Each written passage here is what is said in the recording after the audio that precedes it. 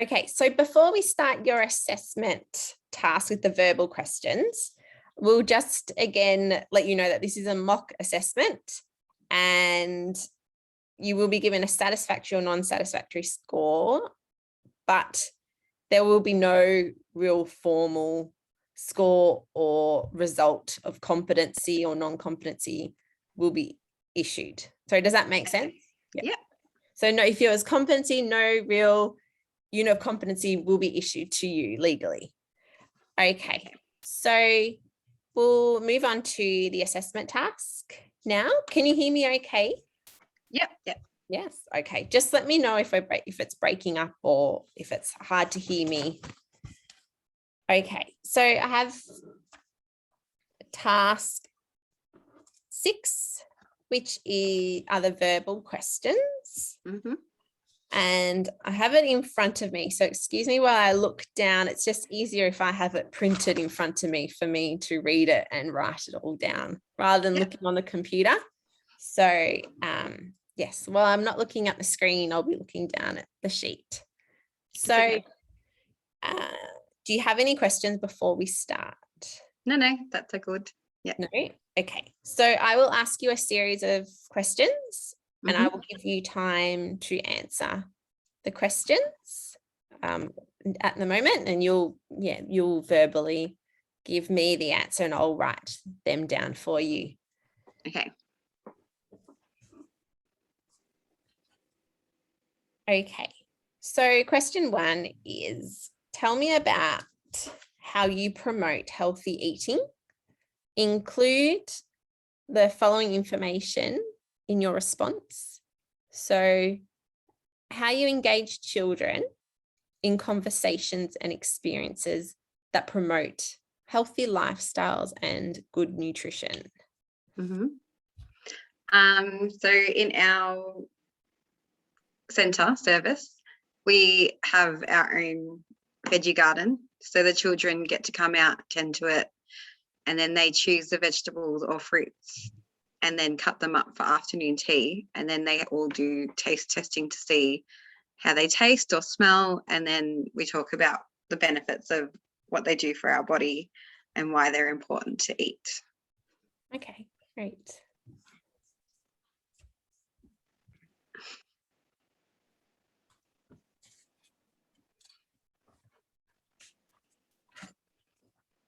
So again, tell me about how you promote healthy eating.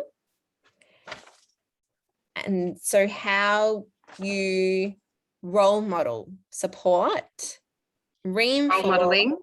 So at Sutherland Street, we like to role model by sitting with the children at each mealtime. And then if it's morning tea, then we have a piece of fruit with the children, showing them how to eat it, and then have small discussions about, do they eat it at home? Do they like those fruits at home? And then talk about similarities and differences to promote healthy eating. Great. Okay, so that seems like it all could also answer this question, but to support and reinforce and implement healthy eating practices with children at meal times. So would you like to add anything else to that? Just that sometimes we also get the families to give us feedback on current foods that children are trying at home, and then if we can incorporate that into our menu so that we're able to meet the home sector to the childcare sector. Okay.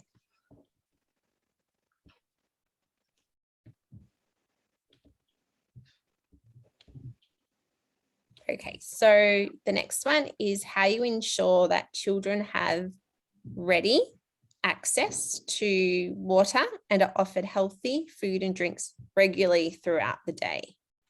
In our smaller rooms, all the children have their own drink bottles, which the educators fill up in the mornings. And then they have them throughout the whole day and are filled up again when they're empty by the educators. And in the older rooms, so 3 onwards, the children have access to a water fountain and they can fill up their own drink bottles or cups, depending which room they're in.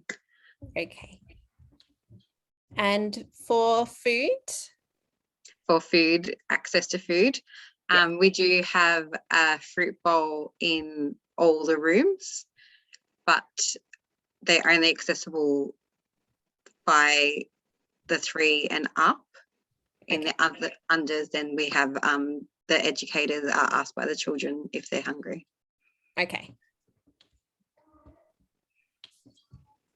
Okay, next point, still on the topic of how you promote healthy eating, is how do you set up the environment and ensure that utensils and furniture are suitable to encourage a positive mealtime?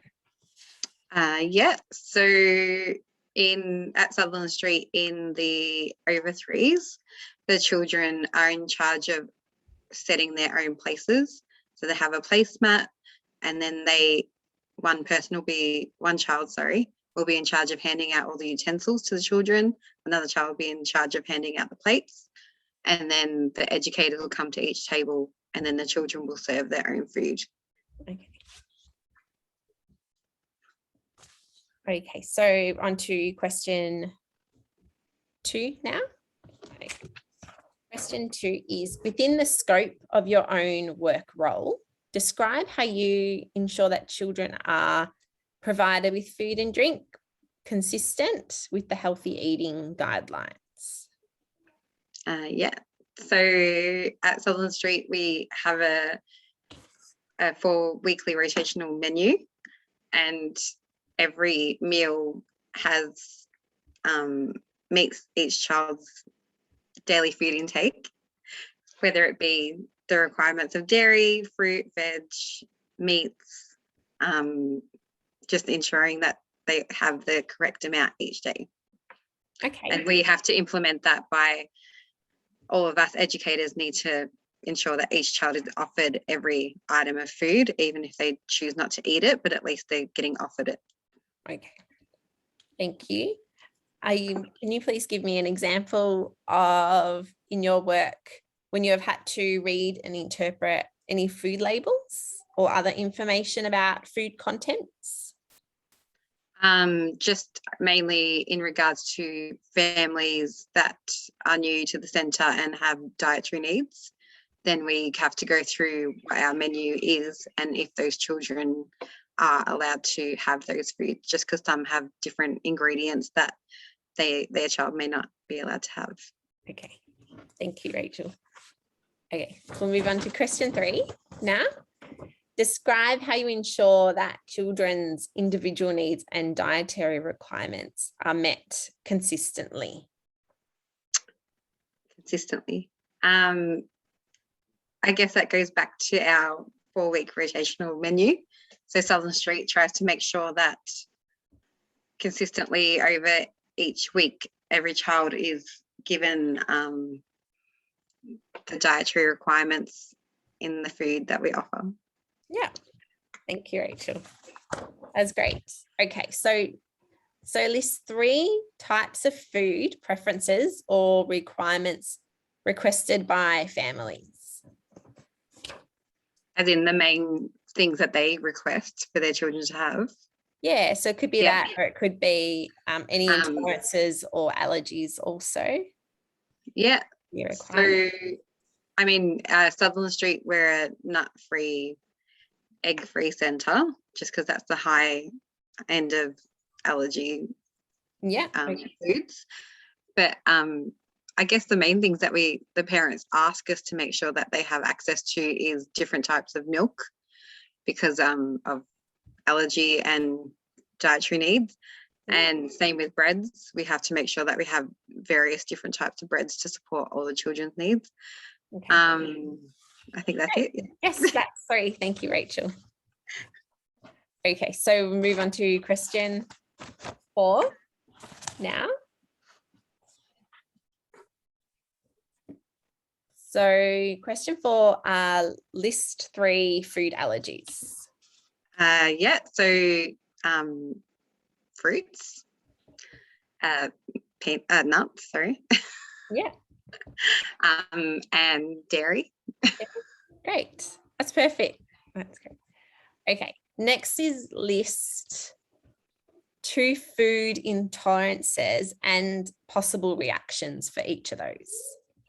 Well, for dairy intolerance, the main things that we've seen at Sutherland Street is it affects their bowel movements and sometimes can have a rash and possible vomiting. Okay. And did you say 2? Sorry. 2, yes. Yeah. And for the second one, we've had some children at Sutherland Street that have had allergies to different fruits, like citrus, and that just results in like a red rash around the mouth and sometimes a little bit of a rash on the chest, just depending on each child. Okay, great. Thank you. Okay. So still question 4. List 1 possible reaction to ingesting contaminated food. The main one that I'm aware of would be salmonella. Yeah. Okay. Yeah. Oh, okay. Let me. All right. That's a difficult word to spell. I don't think I've ever had to spell that before.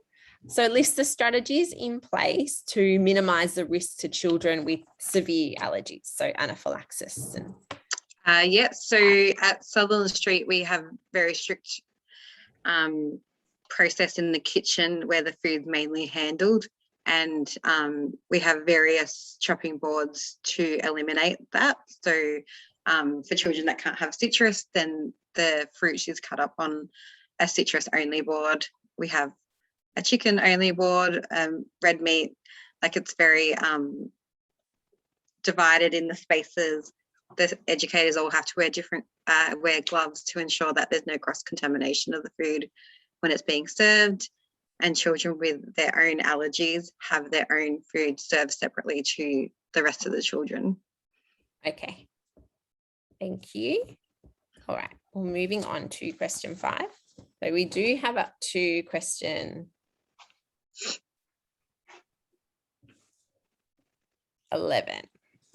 Okay, nearly halfway there. Describe infant feeding requirements and guidelines. Infants feeding requirements and guidelines. So for bottle feeding or solids? Okay. For solids, the children in that age group have access to various consistency of the food. So it might be runny puree and then slightly lumpy, and then it'll go into like soft bite-sized pieces that the children, depending on their age. Did you say for formula as well? And yes, with formula and breast milk. Yeah, the procedure, sorry. Yes, for for the feeding requirements, and guidelines. So it will include so the guidelines we have to follow for breast milk are different to formula. Breast milk has to be warmed up via water in a jug, and it has to naturally heat up, because if it's put into the microwave, then it destroys all the microbodies in the breast milk. All the children have to have their own sterilised bottle that is brought from home, and we also sterilise them in the service. Formula is heated up differently in that the water is heated up in the microwave or directly from the kettle, and then the formula is added after the water is heated up. Sorry. Okay, you did well. I understood that. Okay. Great, thank you. Okay, so question 6. List 2 resources available to assist with the knowledge of recommendations for healthy eating. At Sutherland Street, the kitchen chef corresponds with a nutritionist to ensure that we're meeting all the needs, and also via the families with children that have additional food requirements, they give us their information based on paediatrician, dietitians, and all that kind of specialist people that give their input. Okay, great. Thank you. Doing well. Again, if you need me to repeat a question as well, I know some are a little bit lengthy. So if you need to repeat this, let me know. That's fine. So question 7 is list the possible implications of a poor diet. So implications could be that a child's energy levels are low. There could be iron deficiency. A child might present as lethargic because they're not getting enough high need nutrition. It might affect their bowel movements. Even developmentally for brain development and even physical development, they might not be reaching their milestones for growth and coordination. I think that's all I can think of. Yeah, that's great. Thank you. Question 8. List 2 ways that can assist in providing families with education and support around healthy eating. At Sutherland Street, we have it's like a Eat Right, Feel Right campaign, and it's all about promoting healthy eating in children under 6. And we get to give the families lots of advice about the serves of vegetables and fruits and dairy that are required for each child based on their age. And we incorporate that in our everyday program in the rooms throughout the whole year. Okay, great.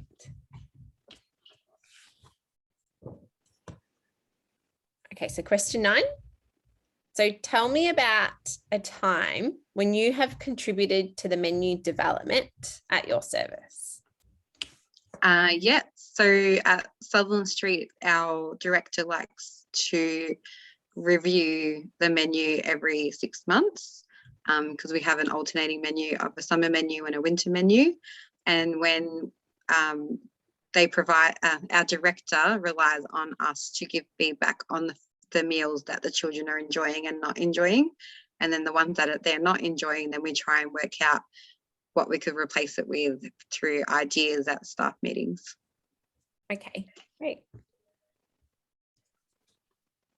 So is that when you may have contributed during staff meetings? Yep, that's right. Okay. So next, still question 9. Tell me where you display the menus, detailing the food that is provided to the children at your service. Yep. We have the main menu board is out the front of our kitchen area, but we also give every family a copy of our menu in their enrolment pack.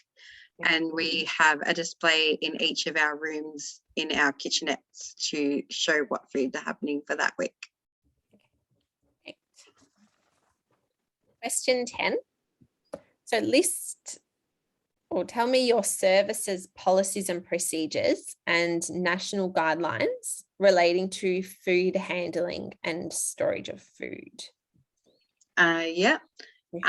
Food handling or educators at Sutherland Street are required to wear gloves when handling any food. If the children are self-serving, we have to ensure that all the children have washed their hands and that they are far enough from the food that they're not going to be able to cough or sneeze into it. As far as serving the food, we have different utensils for each food so we're not cross-contaminating. So we have tongs for meats usually and spoons for like mashed potato or vegetables. In the kitchen, as far as storage goes, because we're not allowed to store our food in our rooms, in the kitchen everything has its own designated container and is clearly labelled and has dates of when the product was put in there and the expiry date. Okay, thank you. What you've just told me, what policies or procedures would they come under? For Sutherland Street, I think it comes under our nutrition and hygiene policy, I think it is. Yeah. Thank you, Rachel. Okay. So next, describe the food safety procedures and safe storage of food procedures you follow when preparing and storing food in your work. I think in the last question you had kind of said it a little bit. That's okay. You've answered that already. Is there anything you'd like to add to that, or do you think you've? All I was going to say that I didn't say before is that if a food product is opened, like in the fridge, sorry, if say like a block of cheese is opened on that day and there's still cheese left over, then we have to maintain that we wrap it twice with Glad wrap, and then a sticker is put on top to say that it was opened on this date and then to use by a certain amount of time depending on the item of fooding. Okay, thank you. What temperature must the fridge and freezer be kept at, and how often? So our fridges are checked every morning at 6:30 a.m. and again at about 4:30.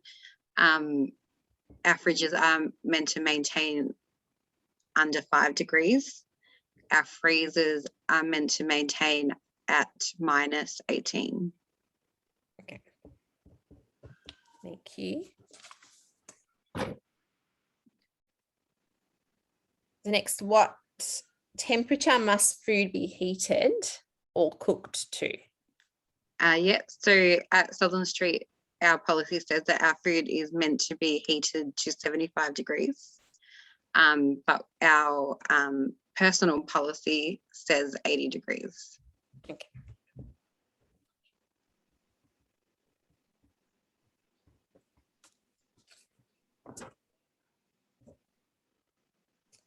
Okay, so question. Up to question 11 already. So describe how you access the following documents and navigated through these.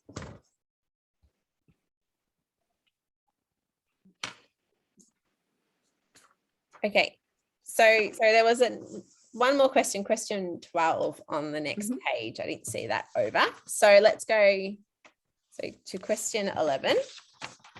I'll just read that out again. So 11, describe how to access the following documents and navigate through these to find areas relevant to children's health and nutrition. So for the National Quality Framework, does that question make sense?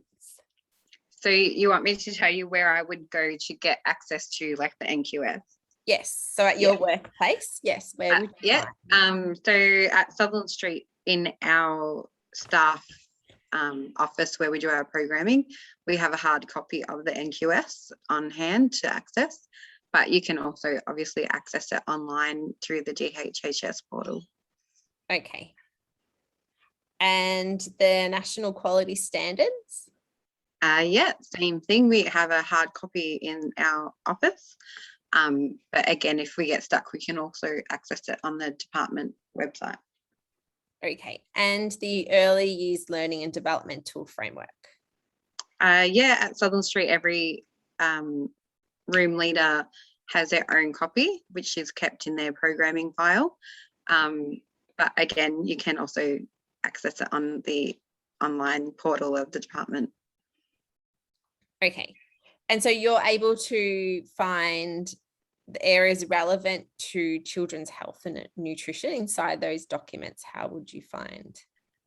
So I would just go through the NQ, like for each one, or so for the NQS, you would go into it's divided into 7 areas, and you would go into even though all 7 areas have some form of nutrition, whether it be documentation, educator input, child input, family, and you just go to that section.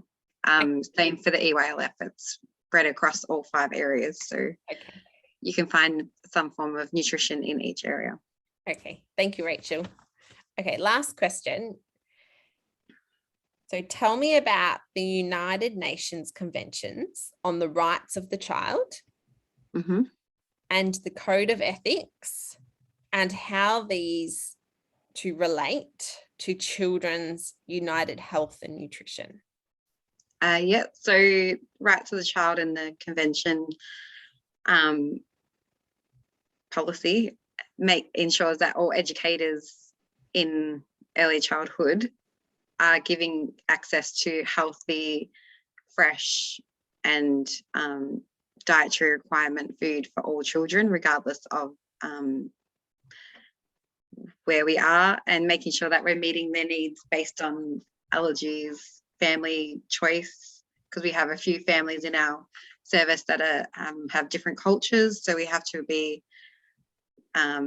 respective of that. So we make sure like that we have no like we have a lot of halal products at the moment because to support those families, and we try and get the children to be in charge of choosing which foods they like to eat, especially at morning tea and afternoon tea.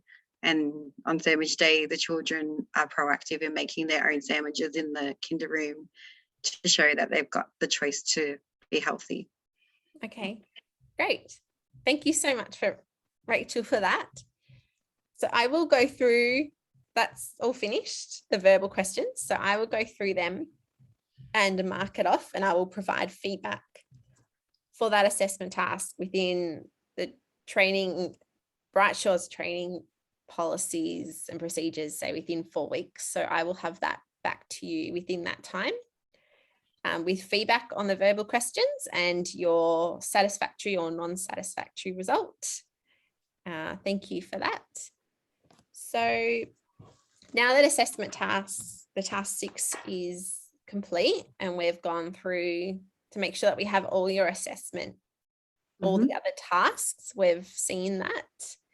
If I see any gaps in your training, there will be a gap training that I will fill out. So if there's something that isn't satisfactory or a task has come non-satisfactory, or in your self-assessment, there's been some questions that you might need to that weren't satisfactory. So we'll look at the training that you might be able to complete or do to fill in the gap for you to complete the unit of competency. Yep. Okay, so now that the practical assessment is complete,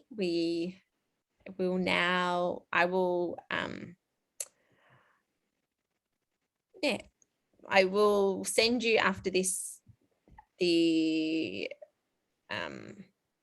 candidate feedback form. So after this, I will email you the candidate feedback form for you to fill out. Let me see.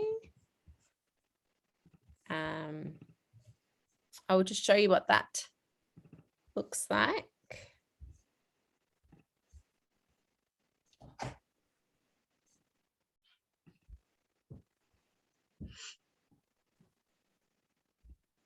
Okay, you can see this, Rachel. This is the candidate feedback form, so I will email that to you. And if you could fill that out, be honest. Please be honest, because that will help me in learning how, where I may need to improve. So has strongly agree, disagree, not sure, agree, strongly agree. Sorry, strongly disagree. Did I say that at the beginning? Okay. And then any additional feedback, if you have any feedback, please write it in. That would be great for me. And if you could sign that down the bottom. Now, Amelia couldn't be present at the meeting, so I will send her a summary of how our meeting went today in your assessment, and I will be sending her a workplace representative feedback form also. I will just going through, make sure I've covered everything now. Do you have any questions about any of that? No, that all makes sense to me. So, okay, thank you. So today's gone really well. We've gone through assessment tasks. You have them all there, and we have done your assessment, your practical assessment, and you've answered all the questions. And so now I will, again, finalize your paperwork or your tasks and provide feedback. You had one complete that you sent to me earlier this week. So I will get that back to you hopefully by the end of the week with the task 1. And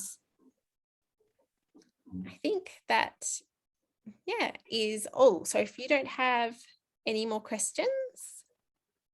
No, I'm all good. Thank you.